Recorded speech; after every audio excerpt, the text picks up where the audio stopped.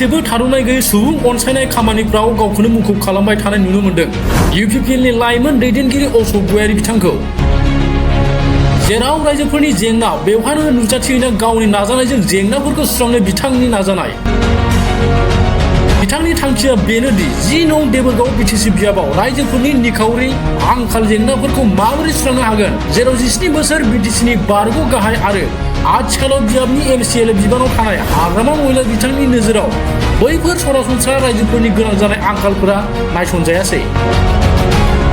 दिनैबो इउपिपिएलनि लाइमोन दैदेनगिरि अशोक गयारि बिथाङा मावरियागाव बिजिडिसिनि सिङाव थानाय 2 नं सुलजरां गामिनि ब्रह्म धोरोम सिबियारि बिथांमोननि गामियाव रायजोफोरनि खावलायनाय लेखायै नुजाथिहैना गावनिफ्राय मन्दिरनि मुङाव अनसुंथाइ गथाय लोगोसे बे गामियावनो सासे बेरामि सुबुंनोबो अनसुंथाइ होना सुबुं अनसायनाय आखुथायबो दिन्थियो।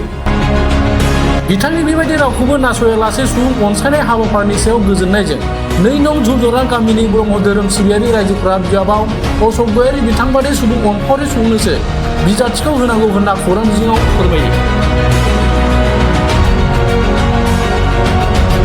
आच्छा, बेखौथ' जोङो माने 2 नं सुलजरा गामिनि जानानै जों माने अशोक गयारि सारखौ जोङो माखासे बहुद दाब जायगायाव नुनाय अनसुंथायारि होनायखौ नुनानै जोंबो एसे हांख्रायहरदों।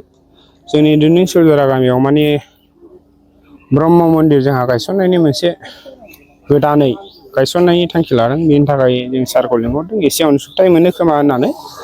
दा सारा गमामायैनो जोंनि हांख्रायनाय लेखायै नुजाफैबाय आरो नुजाफैनायनि गेजेरजों सारा गावनि अनसुंथाइ जाहोनो हायो बेखौ होलांबाय आरो जों बेखौ लुबैयो दा दिनै जोंनि 10 नं देबोरगाव समस्तियाव दिनै जोंहा इउपिपिएल दोलोनि जानानै जों बेखौनो बुंगोन, जों इउपिपिएलनि मानसिखा आरो जोंना प्रमद बर' दैदेननाय सरकाराव जाबायदि प्रमद बर'आ मोजां रोखोमै सोलिलांदों, रायजो राजाखौ खांलांदों आरो गावनि कर्मि जेन'बा एमएलए एमपिपिनि कर्मिफ्राबो जोंना गुबुन जायगायाव बिराद मोजां खामानिखौ मावगासिनो।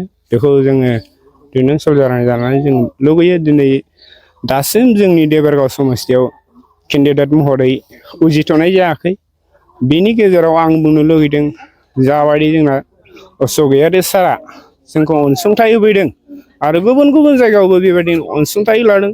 बेनि गेजेराव जों केन्डिडेट महरै जायखौ फसंनांगौ बेखौ जों रायजो राजा साफ्रोमबो बुजिनांगोन।